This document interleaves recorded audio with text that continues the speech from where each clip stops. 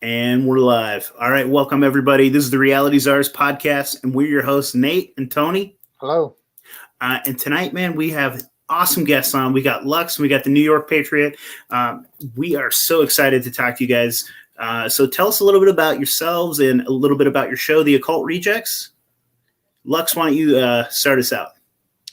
Sure. So the podcast came together after New York Patriot and I both left secret societies.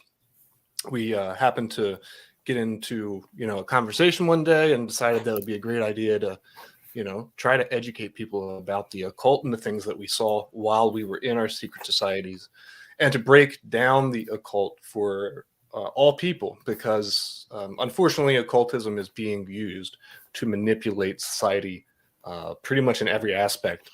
And so we wanted to shed some light on how they're doing it, why they're doing it, and ways to sort of understand occult principles so that you don't have to live in this fearful slave mindset of constantly being worried about what they're doing next, but instead give you kind of tools to help and save yourself and to ultimately decode the occult. Awesome, man. You guys are doing God's work. You're helping me understand this stuff, and I'm a dummy. Well, We all were at one point. we right? all, All right, New York, you want us to tell a little bit about yourself and all that stuff? Yeah, I was a member of the OTO for a while. I went pretty often at the beginning. Practiced ceremonial magic. Did all that, and eventually, at some point, it was prior to COVID. The last, I don't know, a couple of months prior to that, I myself, I believe, I started having, kind of magical experiences of stuff, that was not usual. That was out of the ordinary. And I had to start questioning, like, is this place that I'm going to actually promoting what needs to be done to get to these experiences, or is it somehow actually promoting to keep you away from these experiences? And to me, and to just make it quick, for me, there was a lot of shadow work that needs to be done in order to actually have magical experiences. And in my opinion, I feel like the OTO, instead of helping you with shadow work, gives you more chains, actually handcuffs, to not have a magical experience. So I started to question it, and I kind of just backed out and stopped going. Eventually I left because of just they started getting like kind of into like political things and just getting into stuff that they themselves they say we should have no opinion on. That happened, and then eventually I was like, you know what? I stopped going, and I had these experiences, and during the time of doing all this magic and this studying for years and stuff, I pretty much fell out of the conspiracy community and was just really focused on magic, ceremonial magic, occultism, learning, reading, practicing. I really wasn't in, or even paying attention to really much of the world around me, because once I had left and started seeing like stuff on TV, on the internet, in front of my face, I was just like, yo, like, have I never noticed that this stuff is in my face, or am I knowing it now because of my experiences and my studies and stuff? I was like, but this shit is everywhere, and it's really in our faces. And like at the time, this was like around kind of like George Floyd and COVID. In my opinion, it was like blatantly being used on it, hardcore. Mm-hmm. And I saw it very blatant, and I was like, yo, this is nuts. And, That really was like a magical spell, that they cast over the entire country. And Yeah. I was listening to a show, if you don't mind, not that I'm trying to plug them, they're not even around. Plug, man. You can give shout outs to anybody you want. Yeah, we love it. There was a Ghost Nuts podcast. These Australian dudes, they cover good topics, but I mean, they're very comedic. They dress up, funny dudes, and plus they have Australian humor, so it's just very different than American. So I mean, it was just a funny show, but I had liked them, and I would sometimes chat with them because they would actually talk to their fans. And I started telling them, I was like, once I had started realizing how screwed up shit is with, I think, a magical influence, I started talking to them and telling them, like, listen, this is a little bit of my story. And they're like, dude, but you want to come on? And I was like, hell yeah. So I went on. And then after that, I had approached another show and told them my story and gave them the link to the Ghost Nuts I was on. I sent it to Lift the Veil. They had me on, and Lux heard me, and right around after I was on Lift the Veil, I started my own show, and I was just doing things on my own. I wasn't even having guests. I was just doing like small things because I was like, damn, like this stuff needs to get out. And Lux contacted me after he heard Lift the Veil. I had him on my show actually because he was like, dude, I can actually show you how the OTO and the Golden Dawn connect. And I was like, yo, what the fuck? I was like, yo, we got to do this.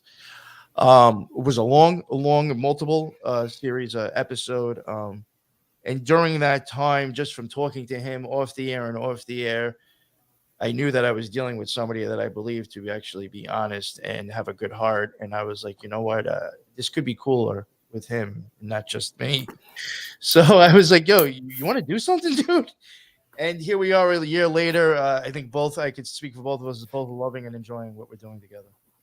That's awesome, man. So I have a few questions just because I'm curious about all this stuff. It's like, so do you have any idea about like the leadership of the OTO or the Hermetic Order? Like, is there actual leadership, or is it just kind of like a committee of like elders kind of thing? Like, You want to go first, Lex? Well, here's the thing: you can never really trust what the secret societies say, right? To the average member, it looks as though that there might be a committee or people who kind of have this process to like vote on things, but it's really not that way. It's a very hierarchical organization. Everything feeds from the top down, and the guys who really have their certain grades, they kind of call the shots. So at least that's the way it was for the Golden Dawn. It's a bit of deception, and I began to see more of that deception over time. So that's ultimately why I left. But yeah, they give the image of something that would be like a democratic voting system or something, but it's not that way. It's just things get trumped by those who have more power. Gotcha. Yeah. Yeah. So I'm curious about that. What do you think that there are like? Is there a specific? Do they have specific motivations? Like, are they? I guess what I'm trying to ask is like, do you think that these specific groups, like deep down, have nefarious purposes, or do you think that these guys are just like interested in their own sort of influence and power? Or I'm just curious about it. I mean, that's a great question. To me, I think when we talk about secret societies, as even though it might be a silly or ridiculous comparison, I believe it's a good one because it works similar. When you look at baseball, professional sports, right? You have a T-ball level, you have a AAA level, you have college level, then you have more difficult like guidelines that you have to be able to meet in order to get into this next league until eventually you get into the MLB or the NBA or something like that. It's the same way with secret societies, but it's not based on talent. It's based on belief system. So what they do is they put there's a secret society for everyone, dude. New York Patriot and we're similar in a lot of ways, but we're very different in a lot of ways too. And what they do is they put these, first of all, I believe that at least 90, maybe even 95. I'm not going to say 100% because I don't know about every secret society, but they're connected in a much broader spider web than people think. And so they all feed into each other. But what they're able to do by having the Masons, the Shriners, Knights of Malta, the FRC, different Rosicrucian orders, the list goes on. There are hundreds of different secret societies, and each one with having their own personal bend or twist to it that is going to attract a certain type of person to that secret society. So liberals and those who are more interested in sex magic, they tend to go to stuff like the OTO, whereas more hardlined guys who are like focused on magic being approached as a school, some of those go to the Golden Dawn and vice versa. So, they're able to kind of sweep up everyone who is interested in the occult. And now they have them into a secret society that makes them feel warm and fuzzy and happy and nice.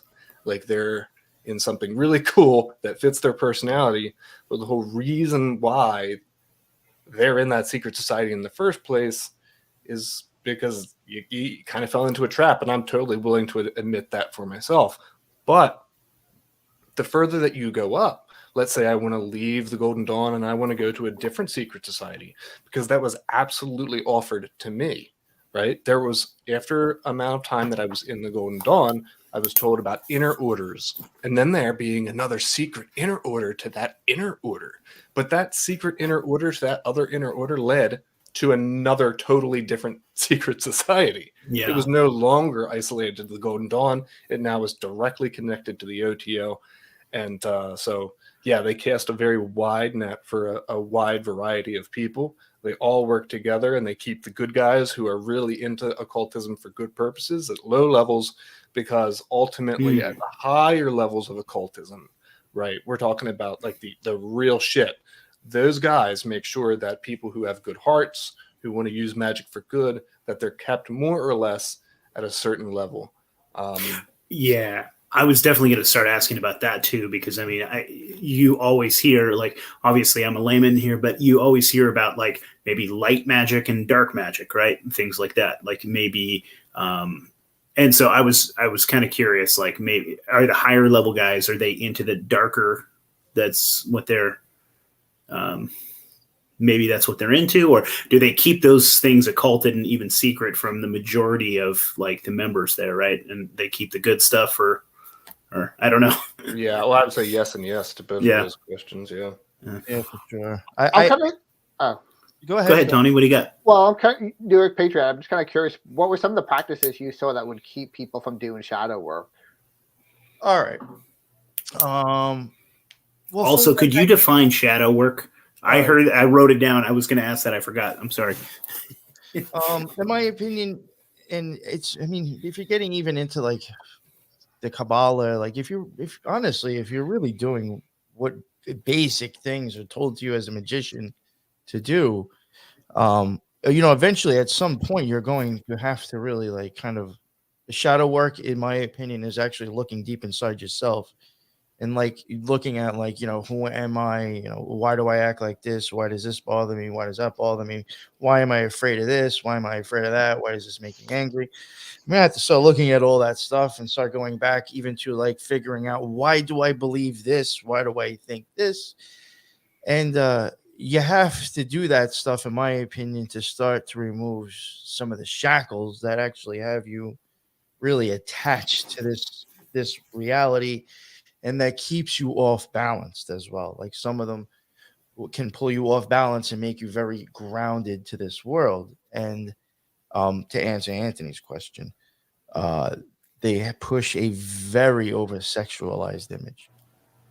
And a lot of stuff, in my opinion, yes, there can be sexual stuff going on in magic, but a lot of, I'll put it, Crowley's writings and even other stuff that I think is in the Kabbalah that sounds sexual is not at all. It is literally just telling you an experience and just telling you in a different way.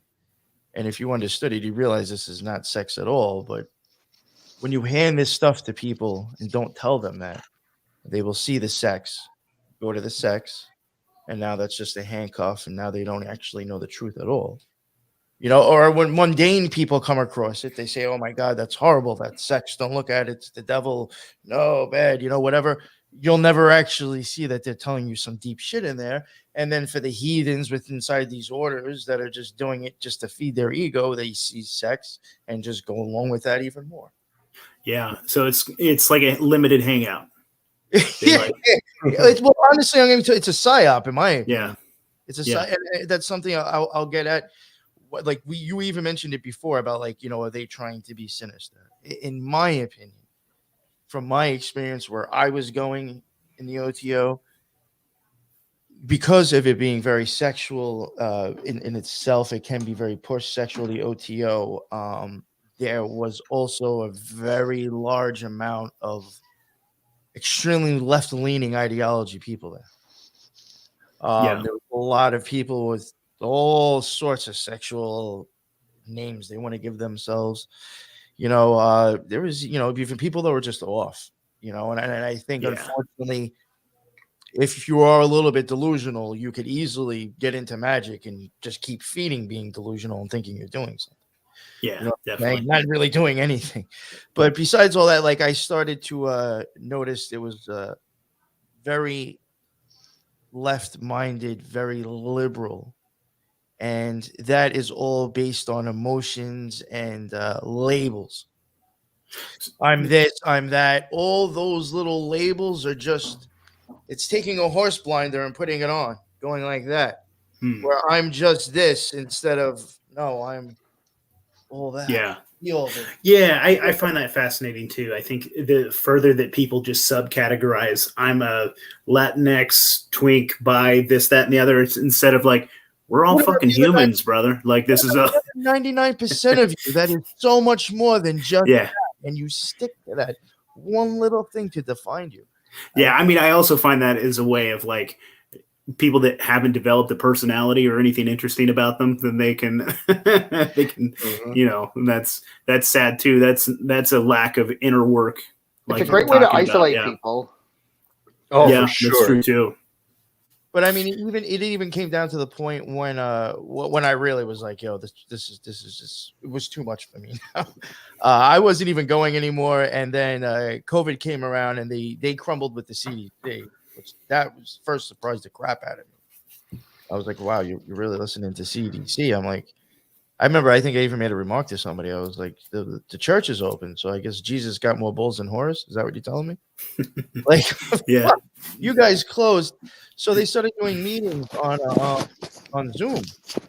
And when that George Floyd stuff hit, all of a sudden I get an email saying, like, you know, we're gonna have a kumbaya type Zoom meeting to talk about our feelings with this whole George Floyd thing. And I'm like, no, you're kidding me, right? Like I'm just, and this is going to sound very, I guess, disassociative, but I unfortunately, from a magician standpoint, I don't think anybody would argue with me, unless I knew him. He was putting money in my pocket. That guy somehow was keeping my life going. If he was part of my life, that whatever happened, regardless if it's true or not, even if what we saw was even true, Mhm. I would say that's horrible and it should never have happened if that was even true what we saw. But so going by that, if that's true, after that horrible thing happened to that man, I still did my next podcast. I still had dinner. I still took a shit. I still lit up a cigarette. What happened to him did not stop me from doing my will at all. So I'm like scratching my head, thinking like, why are magicians needing to come together for this? So I went because I was like, I really need to hear this crap. You know, I just went, had my my mic off on Zoom, just listening. Everybody went around, told their little stories. I said, I got nothing really to say, and so, so did a few other people. And then after that, they started going on. One of the higher ups going on about if they let, if the United States deems Antifa as domestic terrorists, that will be the end of our Constitution. And we cannot let that happen. And then they started promoting BLM. And from that day on, I had never once done another thing with them. So the OTO is Yeah. pro-Constitution.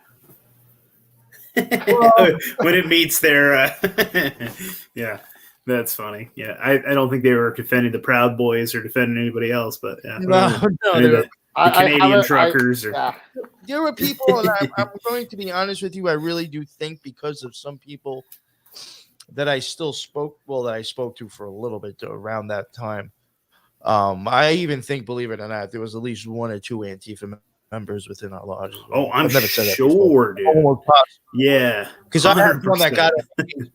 I made a few posts on my own personal, Facebook, and that dude like went in hard on me and like even hit me up. And like basically what I got out of it is that he was in it and you don't understand and this and that. And I was just like, yo, and the cute dude's got a picture of himself with the word communism underneath him. I'm like, yo, fuck out of here. Yeah. I mean, I live right outside of Portland, man. So like, there's a lot of Antifa out here, and a lot of them, like in their bio, they call themselves witches or wizards or this, that, and the other, and then crazy, right next to their pronouns. Yeah, because communism is such a materialistic philosophy that has no room for the spiritual at all, and that's Yeah, kind you're of right. I mean, they don't really. Yeah, exactly. So then Mhm. why do you want a lodge filled with people like that, and why are you promoting those things? It is taking you away from having any spiritual and magical experiences, in my opinion. yeah. So, do you think that the inner order was still meeting in person and doing some shit? Do you think it was just the peons that they told them, "Hey, no, we're closed. This is only Zoom meetings." Oh, I've questioned that. I mean, listen, I'm going to be honest with you. I even believe there's stuff on the calendar that there's people there and we just don't know about it. Or Yeah, maybe people of different degrees get different calendars sent to them. You know what I'm yeah, saying? yeah. Mhm.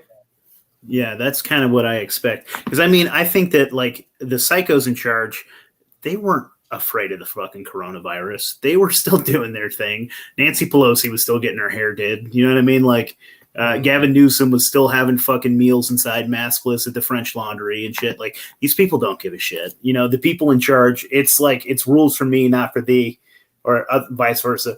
Rules for thee, not for me. That sort of thing. And yeah, I wouldn't be surprised if like I don't know.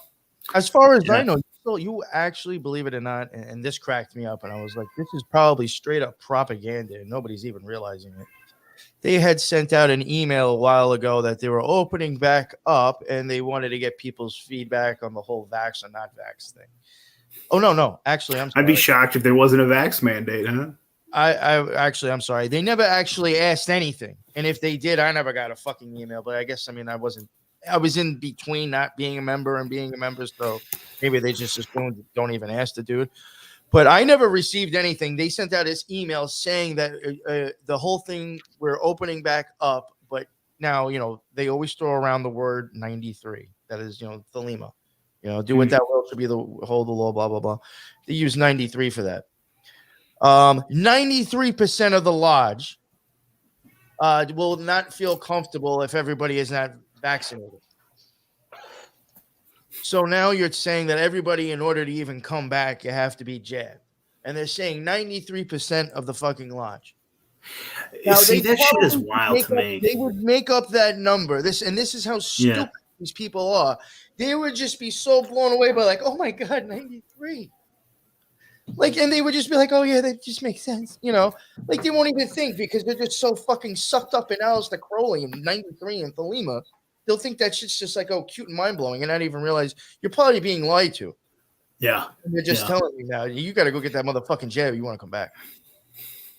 Yeah, man, I find it fascinating because I've heard this from like several different sources too, but specifically from Christians that will say something like, after they got the jab, some people got the jab, they felt shut off and cut off from their spiritual like connection completely. And I don't know, man. I feel that probably the spiritual connection you can have with God is probably also very similar. It's the same muscle that you're using when you're using magic, right? Or do you think that's something? I don't know. I mean, I've heard some reports of that as well, about people who taken the vax now suddenly feeling totally disconnected from God. Yeah. That's a very specific thing that just, one, it horrifies me, but two, it's like if more than one person is saying it, we should take more of a look at it, Yeah, cut the cord. Yeah, whatever that connection is. That's crazy. Let's see. Yeah, I have so many questions here. That's all right. So when you said you were that you were practicing ceremonial magic, what is the definition of ceremonial magic? This just like is that almost like, because it almost sounds to me like prayer and meditation, right? But like going through steps. Like, do you have like, what is it like the ceremony that you go through? I wonder if there's some similarities. So when we talk about prayer and meditation, those two things are occultism in and of themselves. Yeah. No matter what we call it, praying to God, or maybe you're doing meditation to seek something within, self-knowledge, those are occult practices. Even the fact that we end like Christian prayers with the word amen. That is definitely not organic within Christianity. That goes all the way back to Egyptian mythology and them using that same term with Amun. And it's it's just it goes back so far that it's integrated into so many different religions and stuff like that. And I think that a lot of times that people, when they do certain prayers or meditation, they think that that might not be a meditative, or it might not be an occult practice, but it is. And the way that I define ceremonial magic would be ritualistic magic, something that I'm doing every day at a certain time, at a certain hour, with a certain planetary sign, in order for me to achieve the goals that I need. So it's a ritual. That's very fascinating. That almost reminds me of like the Muslims, where they like turn towards Mecca and pray certain times a day, huh? Mm-hmm. Is that almost an occult practice too? Maybe. I mean, it is, I guess, huh? Yeah. Ritual. Yeah. Yep.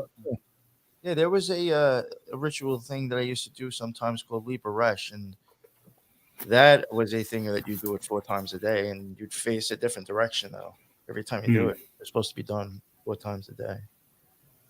Now for me, and then that's saying that, because I'm sure Lux probably did the same shit as me, but when I say ceremonial magic, I will add on with the same thing as he did, but like I'm like literally like I will have an altar. I have candles for the tree of the Kabbalah. I will have water. I'll have fucking salt, and I have incense burner. Whatever whatever energy I'm trying to maybe mess with, I'm going to have stones to that. I have maybe some herbs that the incense was made out of, might associate with that. I might have a third candle with color associated with what I'm trying to do. I've even changed the fucking light bulbs in the fucking living room to the color of the sphere that I'm fucking with, to represent more of mind connection. Different things to put over my robe. I put my robe. Am I using my wand? Am I going to set up a second altar for something else that I want to deal with once I enter this energy? I mean, once I think you start adding in the outfits and the whole fucking setup, that is very much ceremonial as well. I gotcha. That's fascinating. Do you think that so each one of those things adds to the power of your I guess spell? Is that like what do you call that? And like, or is it just makes it more effective? It makes it more effective. Okay. Yeah. That's really interesting. Yeah. Okay. So it's like, let's say I wanted to fix my car, right? Well, if I want to fix my car, let's say my tire is flat, I need a certain wrench in order to take that tire off. I need a certain diameter tire to replace my previous tire. I have to know which direction to turn my wrench when I'm doing. These are things that help you to accomplish the goal, from the thought of I need to change my tire, I need to fix my car, into it actually becoming a reality. I can sit there and stare at the car all day and think to myself, oh, I want this. But until I take action, that's when things actually take effect. So with ritualistic and ceremonial magic, it's the exact same way. You know that you need a certain or a certain sign or a certain energy or a certain planet or stone or vibration or light in order to achieve the goal that I want to do in the ritual. So the like bread and butter for all magicians really is the lesser banishing ritual of the pentagram. This is 101, magic 101. And, in that ritual, you are turning in a certain direction. You're starting in a certain direction. You're ending. You're using pentagrams to mark each sign or each location as you go through your ritual. You're invoking different names of different archangels. You're using your tone, your vibration in your voice in order to, have this energy manifest.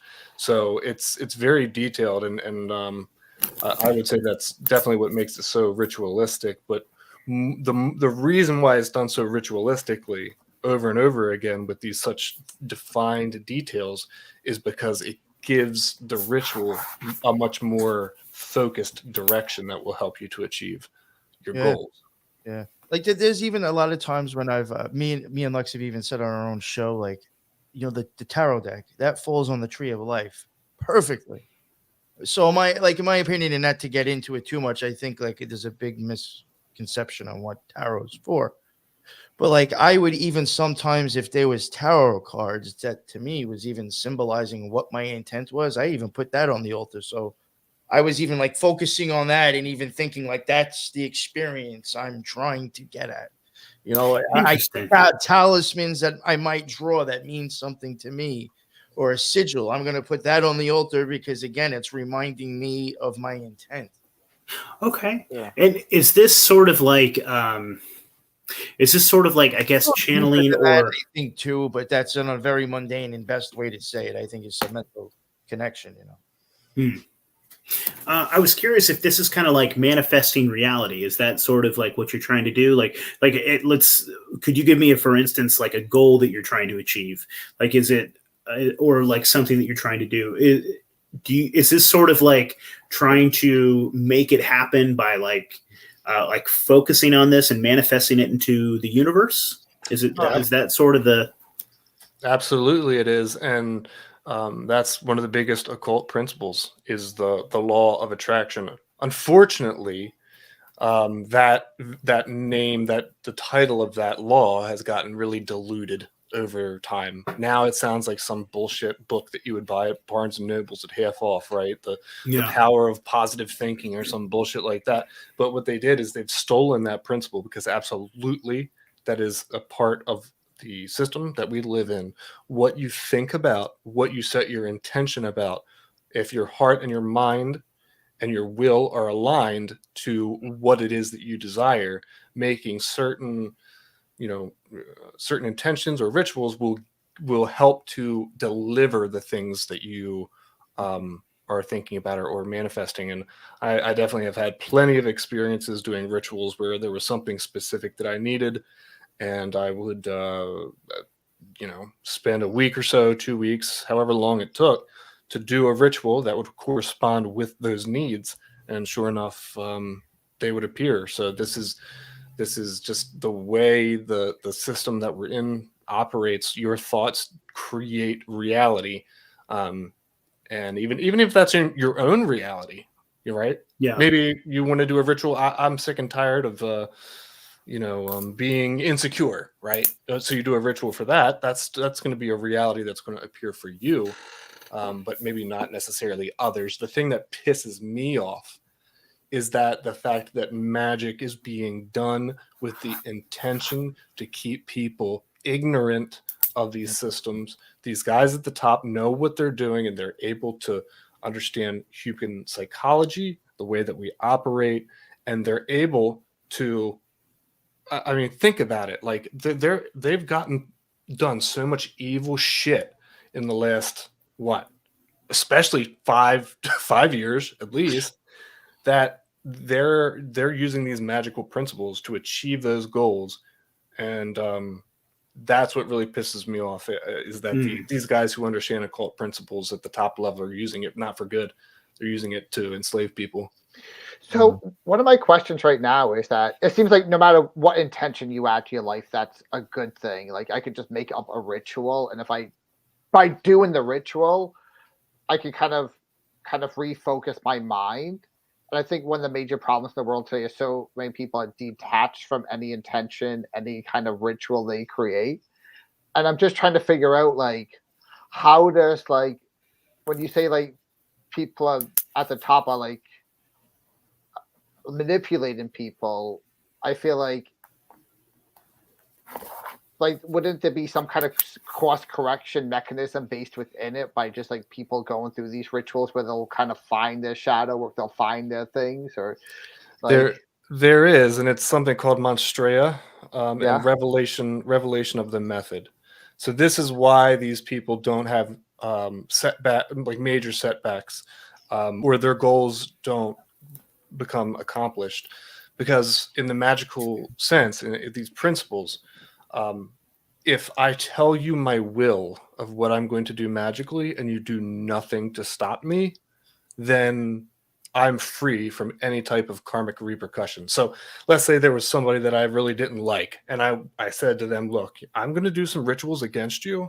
I'm going to tell you right now that I'm going to make your life a living hell. I'm going to do a bunch of spells and rituals or whatever. If I was a black magician, which I'm not, I'm just explaining the principle, that if I say that I'm going to do this and you do nothing to stop me from those rituals, then now you have given me permission for that magic to work. And that's the reason why magic works. They tell us all the time what they're going to do to us, right? Yeah. All the predictive programming, TV, radio, music, all this shit. They don't hide it. They talk about it openly.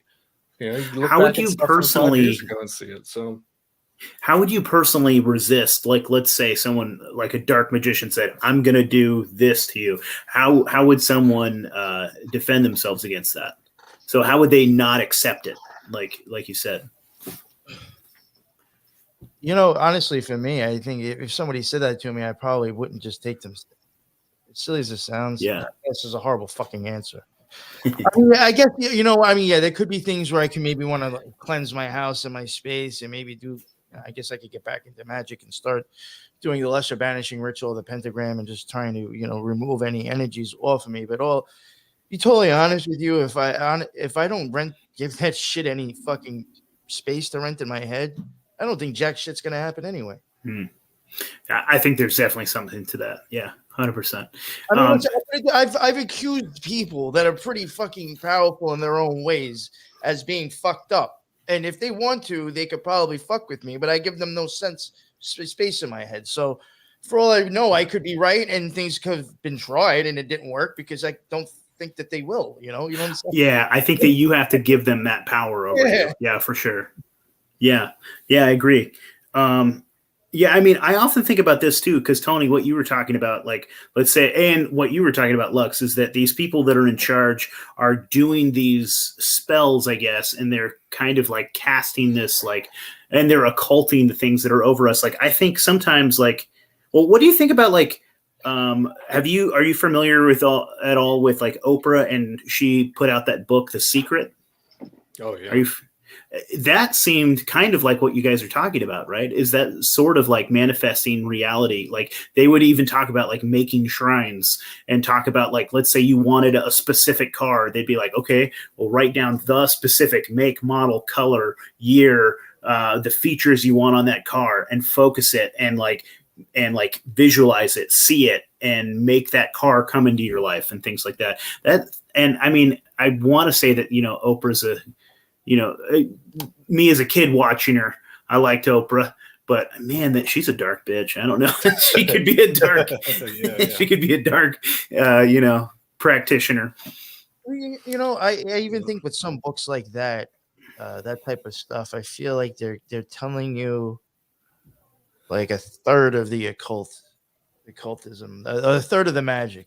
Like in my opinion, like those are things that you have probably, like in my opinion, that positive thinking and that envisioning shit, yes, that would be a very mundane way of magic in this world, or that could easily be like what I'm envisioning after I've really had a magical experience and kind of come back and like now that's what I'm focusing on, that's what I'm going to accomplish, and that's what I want.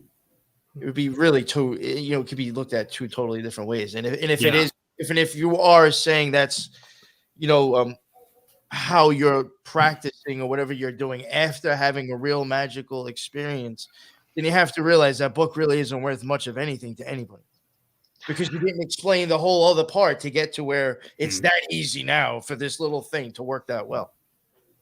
You know what I'm saying? There's more to it. Yes. Yeah.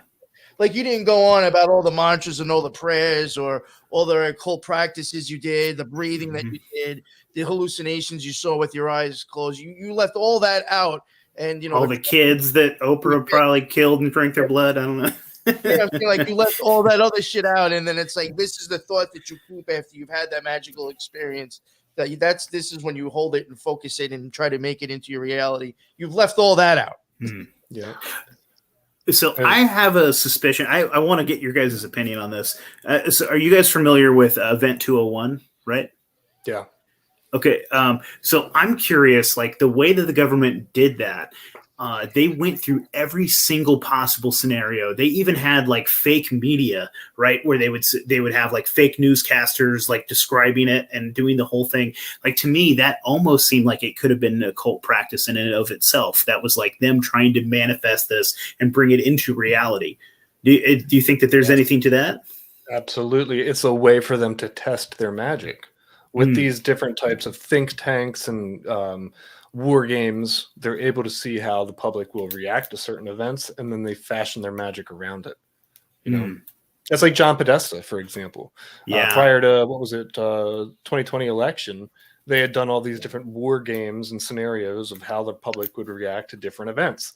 Well, then they can, with that wargaming, figure out the best strategy for them to perform their magic so that the public will have the least amount of resistance, you know? So, Do you think that all of the leaders that are in charge of this country, maybe even the entire world, are they all tied into these secret groups? Do you think they're all like black magic occultists kind of thing? Or is that like a prerequisite to like to be given power? Do you think, is there anything to that, you think?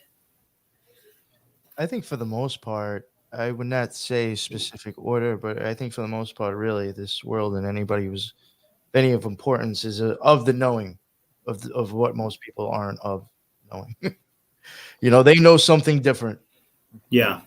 They've experienced something different. I'll put it that way. I can't say I'm sure there's people that, aren't a part of a lodge or aren't a part of an order, but do have their own way of, or their own experiences that they just grew up realizing that they had already, that were, figured out what they were and, just made something of themselves and was able to use it. It can easily be as that, it does not mean they have to be part of an agenda or a think tank. There could be free floating ones doing their thing. Yeah. Okay. And then on the opposite end of it, you got guys like the, Skull and Bones Club, George W. Bush.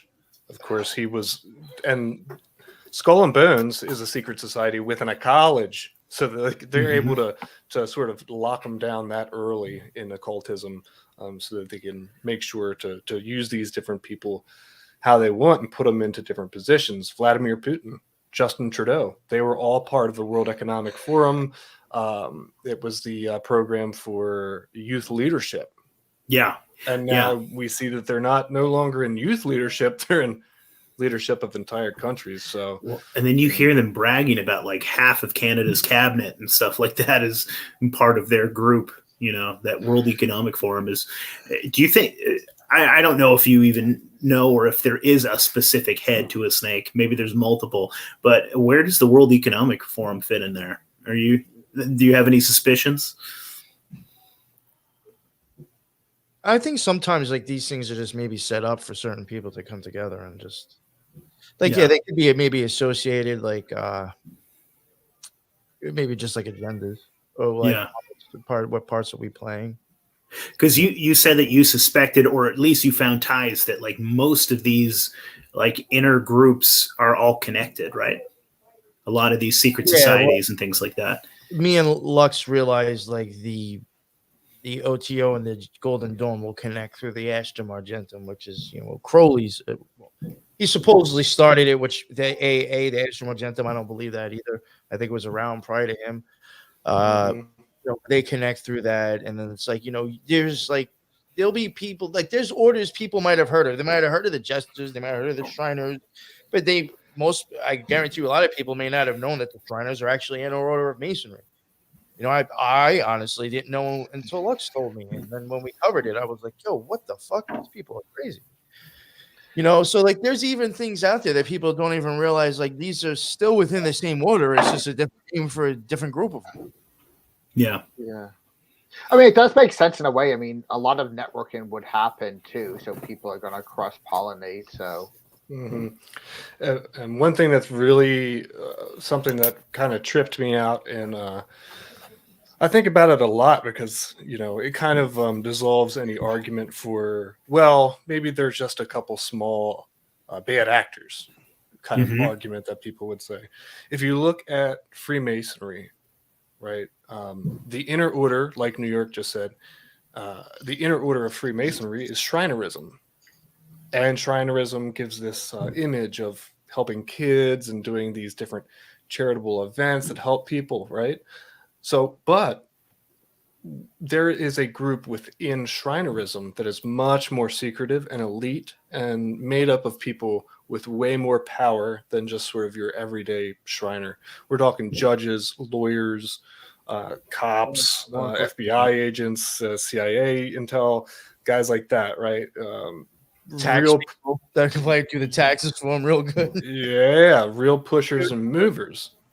And the only way for you to get into that order is if you're invited by someone else who's already in the order.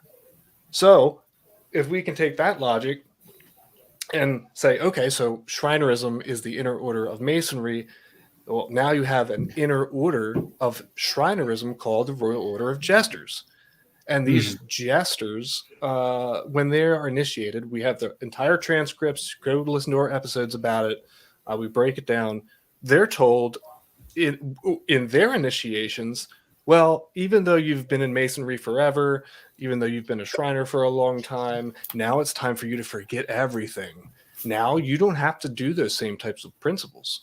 You're elite. You're special. You're within the inner order. You can do whatever you want. It's time to return to adolescence.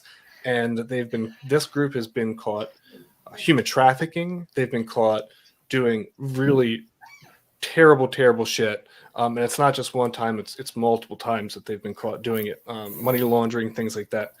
And here's the thing: Masonry is the governing body of Shriners and Jesters. And why is it then, if the Masons were truly a group that just wanted to help people and didn't want to be involved in this disgusting stuff, why wouldn't they purge the Jesters from even being a secret society within the Masons? Because they're very well known about it. I mean, they talk about it in conferences, and Masonry just sits there and lets this happen. So to me, the few bad actors argument, definitely not legitimate at all. I got a feeling that, it's more or less being protected. I can see that. Yeah, absolutely. And what do you think? So, is there? I know that I actually have a book from William Ramsey that I need to be digging into right now. It's about Aleister Crowley.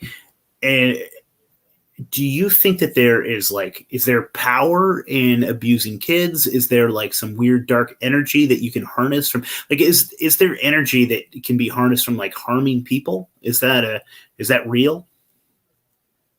I think so. I mean, yes, to an extent. I think when you want to get into magic, and I really think a lot of it has to do with sound and vibrational shit. Electric. Even getting into that. If you can give off a certain vibration, that to me, that's really the only thing I see sex magic. Literally, it's the only part where I see it being used is just to give off a stronger vibration of something. So I guess doing that, I mean, you're doing trauma to a child that is like thinking its life is about to end, or wishing it was dead. I mean, you could be doing that for that, fucked up energy. I also believe that stuff is done. Me and Lux have seen it in a couple of people's even artwork that we've covered, and some people that we just haven't released the episode, and it's been over a year. We have this show that I'm like, I keep telling them, like, yo, we really need to drop this show. It's like a year old. We had it as an extra and just never fucking dropped it. Another artist, Kim Noble, but there's these some artists where you see that if they have said that they've had sexual trauma, they will depict themselves sometimes like having a ghost or a shadow self in their artwork. If you happen to come across the artists that do say that they've had some kind of trauma in the past, that's almost like a common thing that you'll see themes sometimes with those people. And I do believe that this is what I would consider sex magic, and it does not even mean that you have to be having sex with somebody. I do believe that you can kind of pull someone out of themselves to an extent and put something back in. And I think children could be very good, or younger people could be very good guinea pigs for that. Yeah, I mean, maybe because they're young and they don't know who exactly and what they are yet and things like that. They're just an innocent. And when they're done being fucked with, and out of shock and maybe come to at such a young age, all you need is a nice person to come along and make you feel okay and try to explain to you what just happened. And since you have no reference to what happened, you will just fucking believe that. And now you are just a slave to the whole situation, living in a world of whoever told you it is. Yeah. I mean, we were talking on another show as somebody said that they had a visual of like kids like living in tunnels, just being fucked with occultically, with occult stuff. And I said, Stranger Things, that type of stuff, I don't doubt actually happens because like people like literally being tested on, and like they may not know the rest of this world even fucking exists. You never know. And and I think we talked about the Finders. When those got caught, they didn't even know like what I think of fucking certain things were, like a pencil, something stupid, or a clock. There was something that they had asked them, and the kid's like, I don't even know what that means. They've never seen anything to know anything. They didn't even understand what a bathroom was. Yeah, when the FBI brought them in for investigation, they were just taking, their bathroom breaks on the floor. They didn't even understand what a bathroom was. So that shows you to exactly what NY is talking about. I mean, I even think people are trying to have been conceived and birthed on specific days. Interesting. I believe that's possible. I think if you were to read, I'm promoting it, Crowley's Moonchild, I think should be a little bit more of a truth than fiction. Yeah, I could see so much trauma being used to just get you in that place, like you said, where you just take out their soul, replace it with something else, and just through mass media, that is done so efficiently now. It's amazing. Like dude, that's an amazing point too, because we look at it from a kid's perspective of like, God damn, they're doing this to kids that might not know any better, and now this forms their entire world opinion, but they're doing it to us too. And we don't, and not you and I or anybody on the show. I'm just saying, just in general, the mass population is totally unaware of the fact that their emotions and their fear that's being created is not their own. This is just something manufactured by the media. Yeah. Yeah, 100%. Yeah. Yeah, instead of something horribly traumatic that they're done to kids, it's just grown-ups. What's happening to us? Instead of something horribly, or traumatic, it's just like we're getting smacked with a wiffle ball bat every 10 minutes upside a different part of our head. Well, it's not traumatic, but it's just something that's going on 24/7. Well, if you have no guard up, like, I mean, I don't watch fucking television. I won't watch television, man. And I'm not going to watch their fucking commercials. But like, I'm like at a friend's house and it's a Super Bowl or something, and I'll see a Coca-Cola commercial, and I can feel a little needle trying to work its way into my ear and into my brain. I can feel like they're trying to like, and maybe it's not even nefarious. They're just like, this is Coca-Cola. You love Coca-Cola. This is Coca-Cola Classic. You know what I mean? This brainwashing that they put over you, man. And it's just wild, man. It's like a monster, right? Yeah, it's gross. You can feel it, man. It feels sticky, and it's why I don't watch that shit, because especially if I'm stoned, I would watch something and I could just feel the mechanisms that they're trying to use to try to, it's just wild, man. Well, take a look at what's happening right now in Ukraine.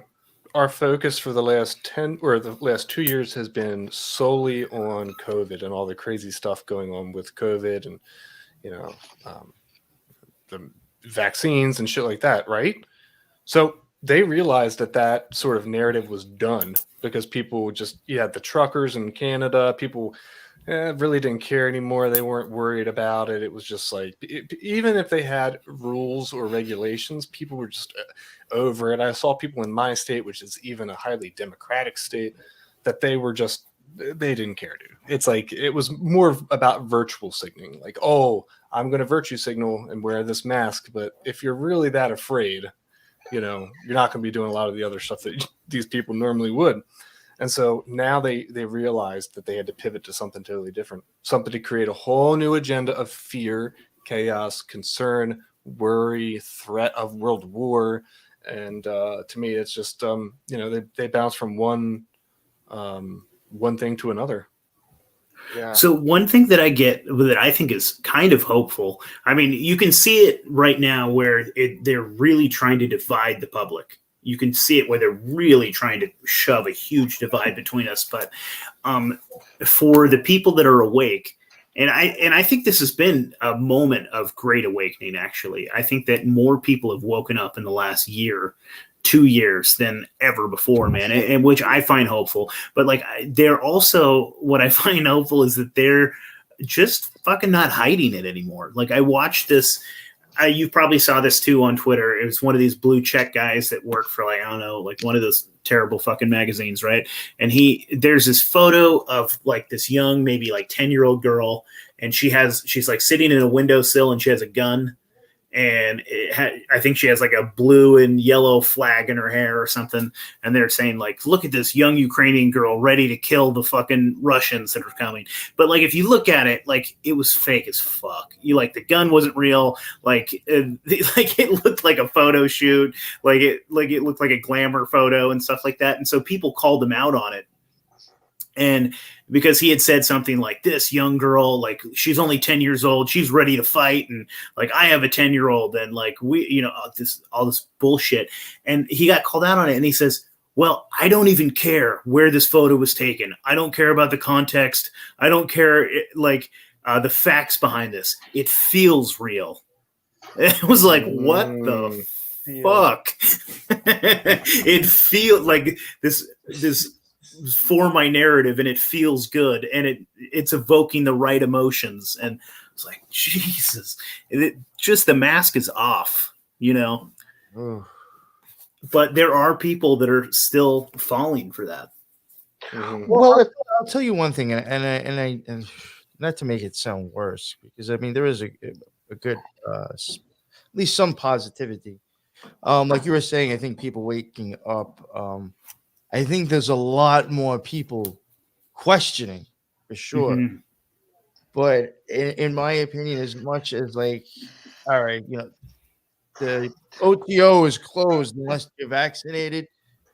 Well, in my opinion, you don't need to go there to see magic or that bullshit anymore. It's actually being projected out and just so openly being shown that everybody sees it. But the problem is that they're still believing bullshit of what it actually means.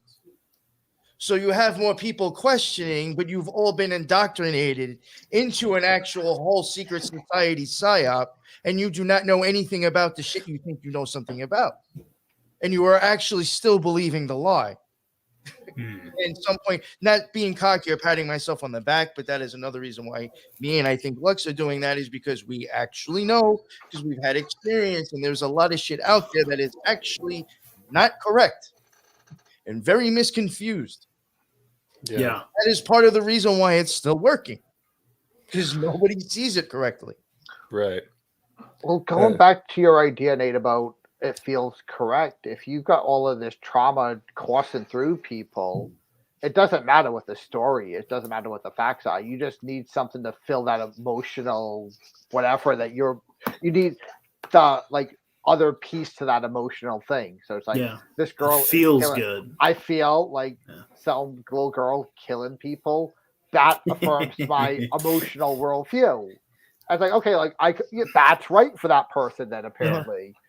But It's factual great that this reality. 10-year-old girl is going to go and shoot people. This is great. Yeah, because I want to kill like that. I get that murderous rage within Yeah. me, right? So Yeah, and they have that murderous rage, man. Yeah, this is like it's just directing the fire hose. That's all it's doing, but it's on no matter what. The shit's gonna get wet. yeah, man. They're getting to live out their sick, dark fantasies, their violent impulses that they don't get out. Like, man, especially leftists in general, man. There's a lot of darkness in there. You know, I mean, the right has its issues too, but dude, you see them, man. Like, if you ever go through those comment sections, you'll read something about like this young man who wasn't vaccinated died and he left behind a family, and they're like, good. You know what I mean? There's like, should have got vaccinated, piece of shit. And you're like, right. like, what the fuck is wrong with you? They're like celebrating. Right. You know, and the reason I was saying that before, and I just want to like make a point of it, is that you know, one of the reasons why me and Lux, because I've heard him say it, and one of the reasons why I left is, you know, these places are not transparent at all. You know, they're not telling you the truth. And think of it this way: if the secret societies themselves are not being truthful to their own members, and they are purposely lying, you better think supposed people who are telling you what it is in other areas are purposely lying. Mm-hmm. Yeah. You need to think of that, you know? Yeah.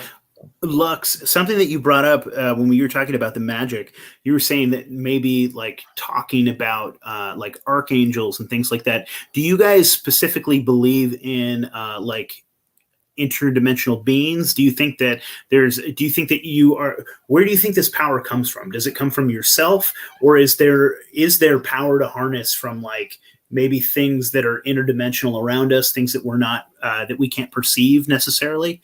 Are there beings with power in your guys' opinion?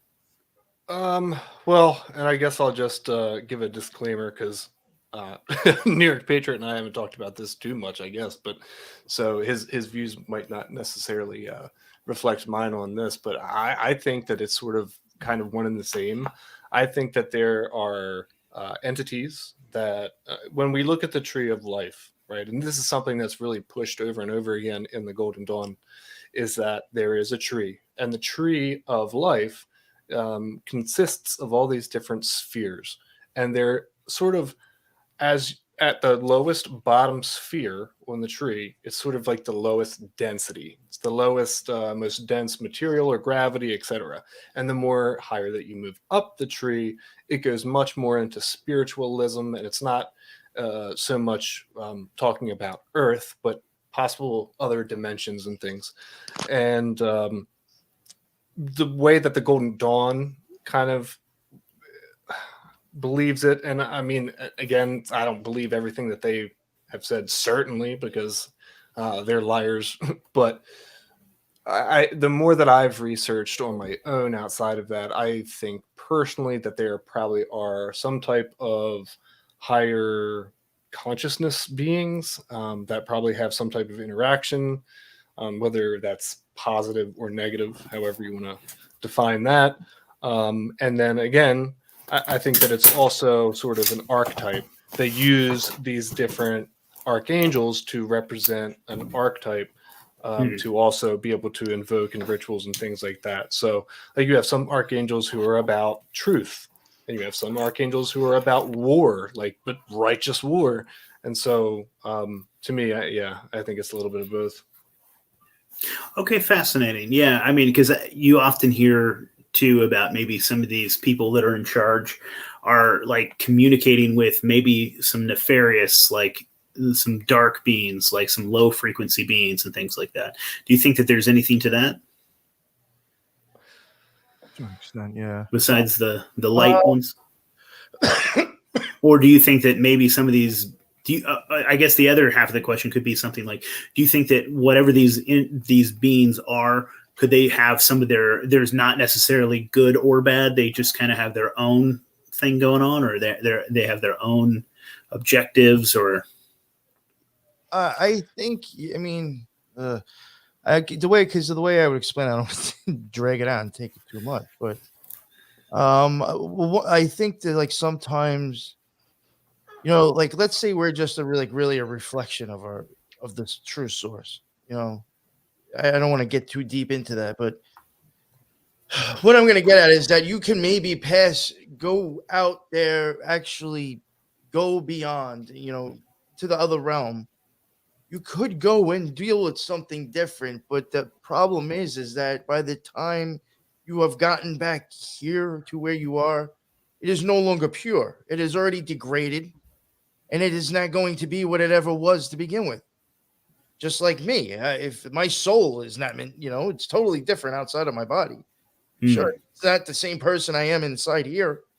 So whatever I brought back could have been of something pure, but it's fucked now anyway, because it's been brought into this reality. You've birthed it into sin. It's going to degrade at some point. That's fascinating. That's why it's fucking death. As soon as you're born into this world, you're dying. You have a fucking expiration date. I think the same thing can kind of go with magic in a sense. Yeah.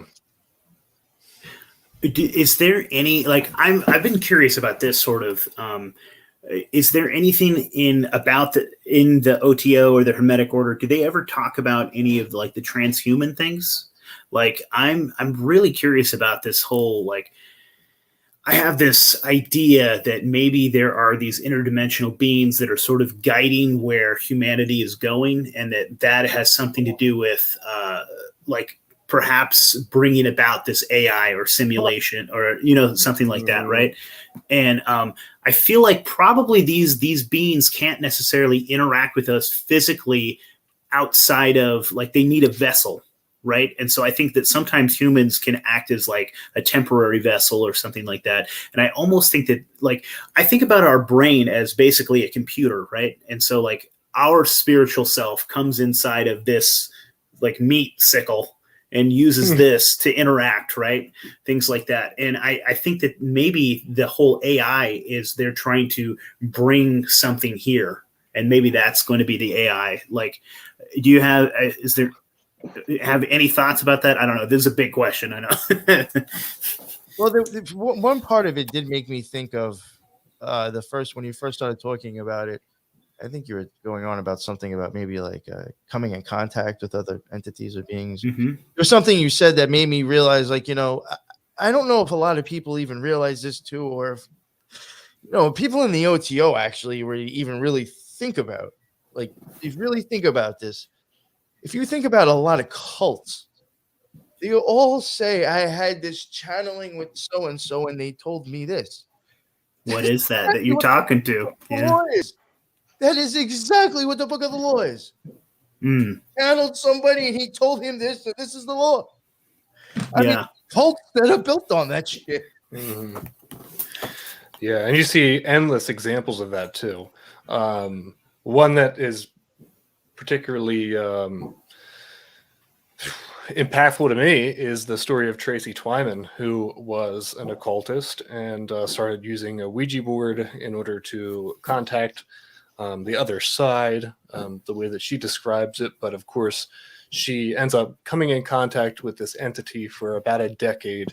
And as the time that she is talking to this entity over this 10 years, it changes personality. It always relatively stays the same, as in it identifies itself as this certain name, but then sometimes it'll switch it now and then. It's weird, but she was able to contact this entity for such a long time that she was able to pick up that this was an entity that was male, and eventually described himself as Lucifer or Satan, and had tried to convince her to start a cult and a bunch of other stuff. And she talks about how, like, liberating herself from that energy was probably the most important thing that she did, because she could see how she was slowly being manipulated over a long period of time to do things that were against her own will. So yeah, absolutely. Yeah, I think about that too. I mean, I often think about, like, because you see government, specifically in this country, the decisions that they're making are almost the exact opposite of what they're absolutely the worst possible thing for us. You know, like if they're trying to get us off of, you know, Russian fuel dependency and stuff like that, well, Joe Bizzle is saying that we're definitely not going to be pumping oil, right? Things like that, like or the way they cut off, like I don't fucking believe in bird flu. That's some goddamn horse shit. And they're talking about like in Iowa right now, while we're fucking broke, while we're like hungry and things like that, they're going to kill like a 1.5 million chickens or something in Iowa because they said that there's a bird flu outbreak and stuff like that. Like you see all these decisions that are made that are just basically anti-human and anti-life. And I really wonder sometimes the motivations behind these people that are leaders or elitists, the people in charge. And I wonder if sometimes they are being directly I don't know what's the right word, but like if they're being influenced by like some dark beings. I don't know. Yeah, because it seems to be the exact opposite of what we need. Yeah. I mean, for me, I definitely had a lot of really crazy paranormal experiences as a kid, and kind of throughout my family. I definitely believe that there are very nefarious energies out there that can manipulate us and use us to, once we give up our will, they can use us to do whatever they want. And that's the energy that I think that these groups are using because, it's certainly based on the trajectory of our culture and the world. It doesn't seem like they're communicating with anything positive. And if you look at the CIA documents, Project Gateway and Project Chani, they are talking openly in the Gateway Project, which is it's something you can find right now if you jump on the CIA website. This is a 10-year study that the CIA did. Unequivocally, this is 100% fact. This isn't Lux 8th telling you this. This is what the CIA did. They were communicating and using telepathy and astral travel to move through space and time. And the reason why I bring that up is because one of the most important things that they tell people that's very important before you start this gateway process is that you have to guard yourself against negative energies or entities too. So again, it's not what I'm saying. That's what they said. So take that with a grain of salt, and Yeah, I mean, they sometimes like put that out there in the media too, because I mean, if you think of what's Tony, what's the name of that movie that TV show? It has the upside down. It has that little girl named Seven or whatever her name is. Or 11. Yeah, I know. On Netflix. What's that? Do you know what I'm talking about? Yeah, Stranger Things, right? Yeah. Where they have this girl and they've been training her to try to use like her telepathy and like trying to do astral projection to like see inside the Kremlin and like that shit like is real somewhere. Yeah, but while she was in that state, that's when she first encountered one of that Demogorgon, right? Because she was a child, she didn't know how to protect herself. That's where she encountered that being while she was in that space. Yeah, that's fascinating. I mean, even in my own experiences, I do think like when it comes to magic, I guess like all right, like I'll even take astral travel. I think that's like getting like, that's pretty much getting pretty close to like really pulling off magic now. You could use that for good or for bad, you know what I'm saying? Yeah. And even if you were to really like pull off magic or cross over or start going really close to that end, you still, I do believe, have an option of what you want to choose still to do within certain parameters. You know what I'm getting at? Yeah. You can still be going upwardly and like getting closer to the source, but you still have an option to go left or go right and not stay down the middle lane anymore and use that to your advantage, or do something fucked up. I have an interesting question. Do you think someone like, let's say someone big, we could even take the White House or something like that. Do you think that they hire magicians in order to like protect that property? Because certain things like that, or maybe even the Pentagon, things like that, like exactly like what Seven or whatever that girl's name was, like trying to peek inside the Kremlin. I wouldn't be surprised if they put up guards against that, like people trying to like psychically enter places like that. I don't know. What do you think? There's anything that goes on like that? Like they have professional warlocks and things, or Propaganda. I mean, Well, I would definitely, yeah, that's true. Those are warlocks. without a doubt, I am sure that place and those buildings and everything have all been geometrically designed specifically. You know, and I'm sure there's decorations and inside those places that have all been done for its own, you know, magical purposes. I would not doubt that without wizards blessing it or whatever. Just the building in itself, I'm sure, has certain magical ideas and concepts added to it. Because when you hear some of the details from MK Ultra and stuff like that, they were doing some really interesting and some spiritual stuff. Definitely. Yeah, I don't know. Definitely, and especially when MK was sort of built off the back of Project or Operation Paperclip, that was bringing German scientists to the United States to start the CIA and the MK projects. Who, I mean, and these were Nazis again. And if you look into the Nazi background of like the SS and things, those guys were deeply into the occult. And they brought that over with them when they came here, and they started these crazy projects. And I would definitely, for your question, I would say absolutely. I think that there is way more occultism. I would even speculate that there are maybe even certain groups within intelligence agencies that are just only revolving around occultism. There's like a special squad, a special like wizard squad within the FBI or CIA. Probably they have their own little. Yeah, it might be a whole secret service, like you said. Yeah, that's interesting.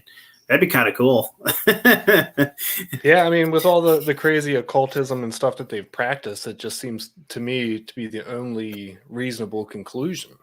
Like, why is the CIA looking at astral travel if they've never, if they're going to be looking into astral travel, and the CIA is supposed to be just a government agency, what the fuck do they have to do with looking into occultism? There is no reason to do it without there being legitimate reasons behind it and something that actually is true. They're just trying to figure it out, so. And so when they do that, and so that they have to get people that know that sort of thing. I mean, they could be recruiting from and this is where there could be a government connection with these secret societies and things. They're going to have to recruit some high level like sorcerers and wizards, right? Right. Oh, I wonder. I mean, I've heard plenty of stories where didn't even Paul Bonacci even make claims of being at places where there was even people brought in for ceremonial stuff. Yeah. I mean, it makes sense if you have a military. I mean, ultimately, if I can get inside your mind to program you, that does the function of the military, just more efficient. Yep. And look at guys like Michael Aquino. Michael Aquino was a high-ranking officer in the U.S. Army, and not just any officer. He was in charge of the psychological warfare department. His whole job was to figure out how to use psychology to win warfare. But if you look at Michael Aquino's background, he was a Church of Satan member, and then went on to form the Temple of Set, which was a more, I would say, more seriously dark order than the Church of Satan. And he was the first guy that got Satanism recognized within the U.S. military as an actual religion.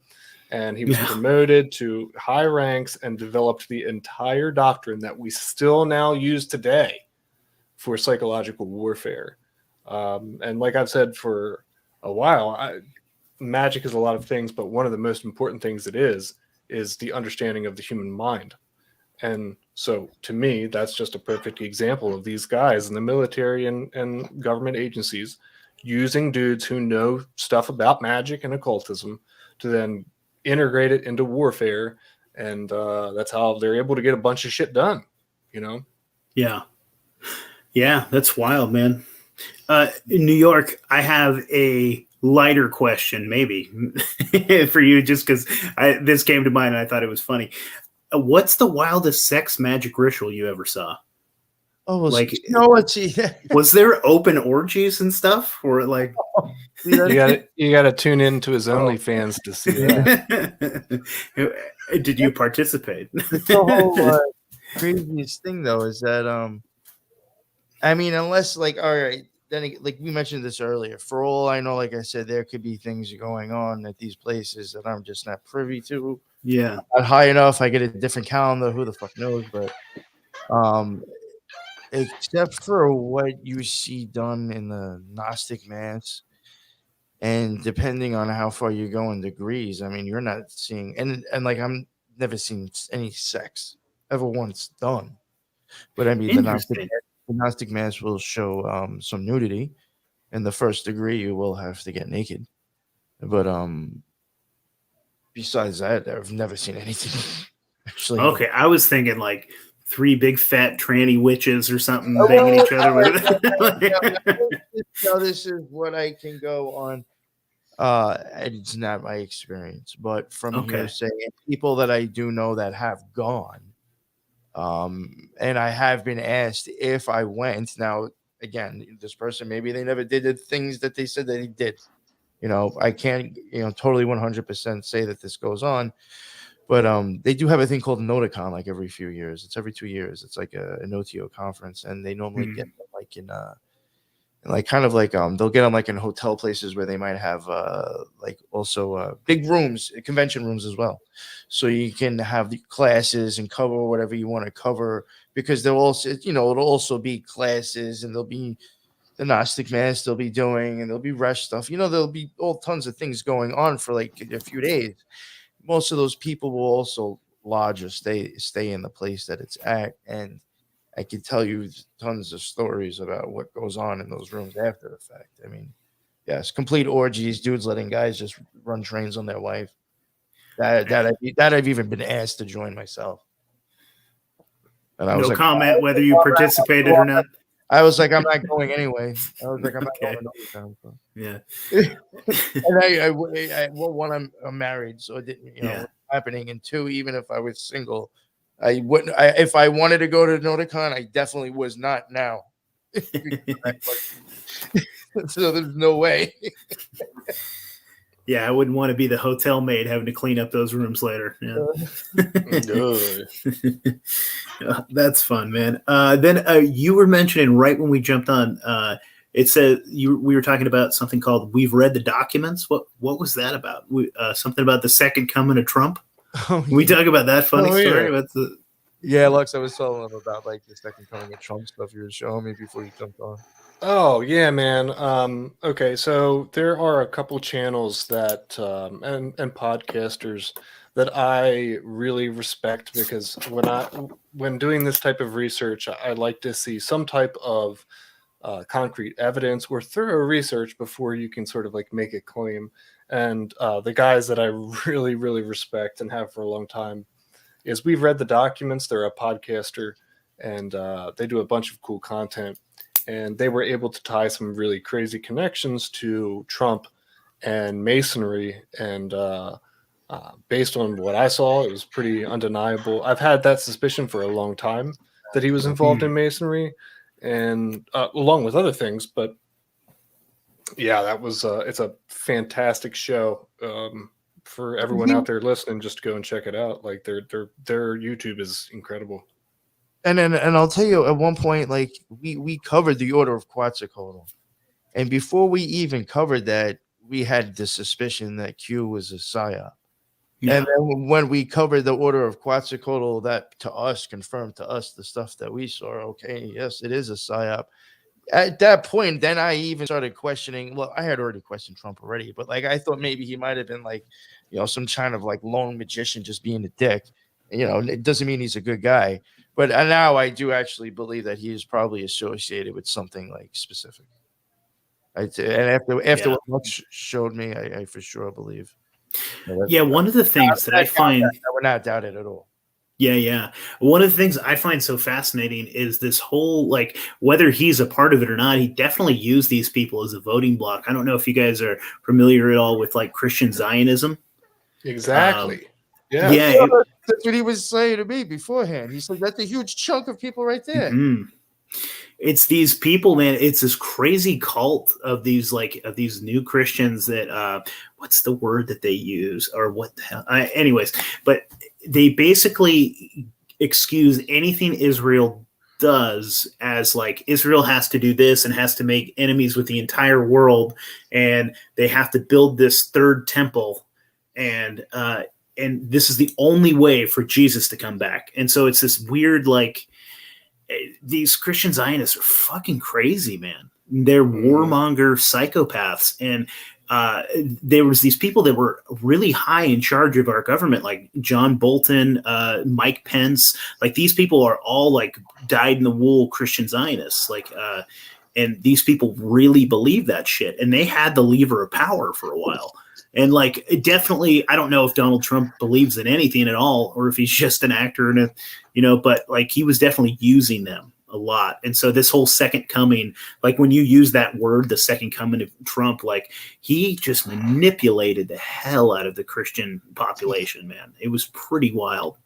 Well, I think honestly, and I've even said that about QAnon. I think Yeah. a huge chunk where, I mean, you got QAnon people idolizing a fucking frog. You know, like, if you're that much of a Christian, why are you fucking doing that? Like, I seen people putting pictures of Pepe in with Jesus Christ. Yeah, it's wild, man. Yeah, you got to put those idols down. Yeah, you feel like it's disgusting if you're really a true Christian. No, you're not. Yep. Yeah. Just giving another savior to kind of expect to come and save you, but instead of it, being like a spiritual leader, now it's Trump. Trump is going to come and he's going to save us all. And the moment he comes back into power, then we'll just be able to go back to our normal lives and not pay attention to anything with politics. And to me, I find if he does get elected for the second presidency, I don't like it at all. He's got a lot of weird connections, and yeah, like you said, it's just bizarre to me to see how he's infiltrated so many different denominations of Christianity too, that now just expect him to be the one who comes and saves it all, instead of us realizing that we've been given that promise dozens and dozens of times. Every new president, every new politician, they're all going to come and save us. And instead, we have the ability to do that ourselves. We just have gotten so lazy over time that we don't want to take that action. So we just rely on someone else to come and do it.